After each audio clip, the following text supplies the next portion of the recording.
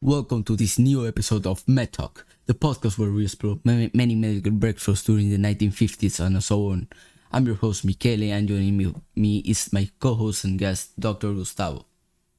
What's up, everyone, and thank you, Mikkele, for introducing me. No problem. Well, I invited you because recently I have been seeing a lot of information about stem cells, and that has awakened my curiosity. That's nice. Someone has been finally reading his books. No, silly. I read it on the internet. I know. I'm just messing with you. I have your fault. I don't like people messing too much with me. Fine, I'll try to keep it this professional but also entertaining. Wait, that ain't fair. That's my job. Sure thing. Forget it. Well, so as I was telling you, I have been coming upon a lot of information about stem cells. I see, and I guess you at least know something about it, do you? Of course I do. Well, maybe not as much as you, but I still know the basics. So the basics. So what exactly do you know? Well, what I know is that stem cells are unique cells in our bodies. They have the remarkable ability to develop in different specialized cell types. They serve as building blocks of our organs, tissues, and systems. Wow! Somebody has been doing their homework. I'm also always prepared. Well, actually, what you said is right. Stem cells indeed can develop into specialized cell types and are the building blocks of our organs, tissues, and systems. But do you know which are the two distinctive properties of stem cells? You got me in this one. Yeah, better leave it to the experts. So as I was saying, stem cells have two distinctive properties. Self-renewal, which means they can divide and create more stem cells, and differentiation, which means they can transform into specialized cells like neurons, muscle cells, or blood cells. Oh yeah, I knew you would say something like that. Yeah, whatever you say. I bet you don't know about the embryonic stem cells. Well, I mean, for the name itself, I can infer that it comes from the embryos, but something else. Congratulations, your inference is correct. Well done. Please stop. Fine. As you inferred, embryonic stem cells are found on the embryo and have unlimited proliferation. What is unlimited proliferation? I'm not familiar with that terminology. Glad you ask, or you will have gone unnoticed. Unlimited proliferation is the rapid growth or production of cells that then divide to produce two daughter cells. Want to hear something interesting? Please, you are boring me. For real? I'm joking. Please, go ahead.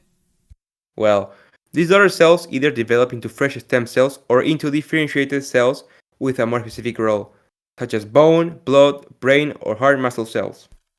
I mean, it sounds interesting, but that doesn't say much.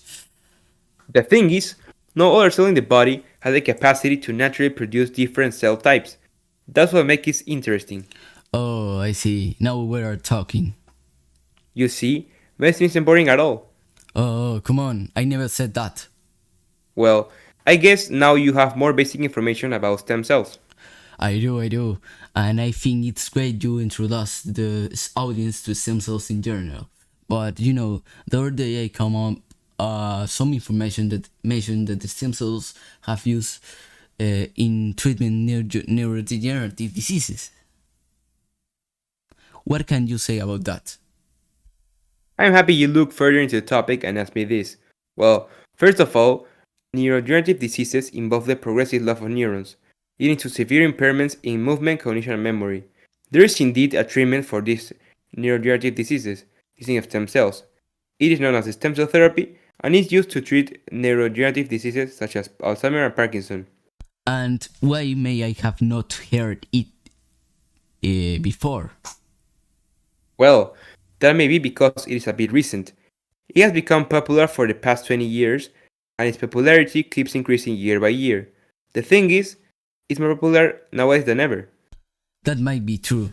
I mean, I heard about how stem cells can be used to repair tissue and even improve or boost muscle injury recovery, as I saw in the video of a fitness influencer named Jess Hames West, and also on the internet. but I had no idea stem cells could also be used for treatment neurodegenerative diseases.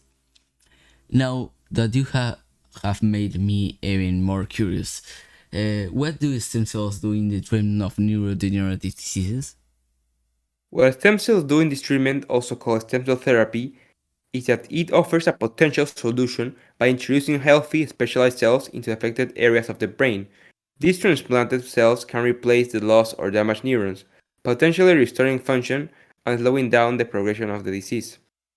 The effectiveness of the stem cell therapy consists in the ability to obtain neural stem cells from different sources, such as embryonic stem cells, adult stem cells, and induced pluripotent stem cells. These cells can be guided to develop into the scientific types of neurons that are affected in neurodegenerative diseases. So what you are saying is that the stem cell therapy consists in introducing healthy specialized cells into the affected areas of the brain to replace lost or damaged neurons in the hope of making it work properly against and slow down the advancement of the disease in the person. Yes, that's basically what I said. And the other thing you said About the effectiveness of stem cell therapy, about the effectiveness of the therapy, can you go a little bit deeper on that? okay, so what I meant with that is that each of those types of cells have different places from where they are obtained and have different advantages but also disadvantages. For example, embryonic stem cells come. Sorry to interrupt you, but I think you mentioned that early on. Embryonic stem cells come from the embryo and have unlimited proliferation, but if it I'm not mistaken, is rapid growth of production of cells that then divide to produce two daughter cells. Glad you captured that. That's right, but let me tell you about the disadvantages. The disadvantages of embryonic stem cells include ethical problems, risk of immune reaction, unpredictable differentiation, and high risk of tumor formation. What about the other types of stem cells? Oh, thank you, I almost forgot. Then we have the induced pluripotent stem cells, which come from reprogrammed adult cells, fibroblasts, hepatocytes, circulating seed cells, and keratinocytes. The advantages are that compared to embryonic stem cells, they have no ethical problems, low risk of immune reaction, and high accessibility. However, they also include a high risk of tumor formation, risk of susceptibility to the renal pathology of the patient, and genetic and epigenetic abnormalities. There is also the mesenchymal stem cells, which come from adult tissues, such as bone marrow, skin, blood, umbilical cord, etc. The good thing is that they include no ethical problems, high accessibility, easy isolation methods, autologous cell generation, self-renewal capacity, and low risk of immune reaction. But the only disadvantage is that, in common with the others, it also has a high risk of tumor formation. The last one are the neural stem cells, which come from the embryo, human fetal brain, and brain tissue of adults. The main characteristic of this one is that compared to the others, it has a low risk of tumor formation, not high risk like the others. However, its advantages are most of the advantages of the other cells, such as ethical problems, risk of immune reaction, limited differentiation, low self-renewal capacity, limited proliferation and expansion, limited availability, and difficult isolation methods. That's a lot of valuable information to take into consideration and maybe even take some notes on. Tell me, Well, I to say I actually knew something about this therapy as the already while searching a bit I come up some news that say that the literary scientists have made significant progress in understanding how transplanted stem cells integrate into the existing neural networks. This news also mentioned that having this knowledge is fundamental to make sure that integration and functionality of the transplanted cells is successful. However, I get struck with a doubt because even though the potential of stem cell therapy in neurodegenerative diseases seem exciting, are there challenges and limitations to consider? there are always challenges and mistakes or failures in the path to reach the glory. One of the main challenges is the need for rigorous clinical trials to establish the safety and efficacy of the therapy. It is really important to ensure that stem cell therapy is not only effective but also safe for patients. Testing and monitoring is key to avoid potential undesired harmful effects or consequences that we don't even expect. Another challenge is the precise targeting and delivery of the transplanted stem cells to the affected areas of the brain, ensuring that the cells reach the right location and integrate effectively into existing neural networks is a complex task that requires further research and development. I have to guess that ethical considerations surrounding the use of certain types of stem cells, such as embryonic stem cells, continue to be a topic up for debate.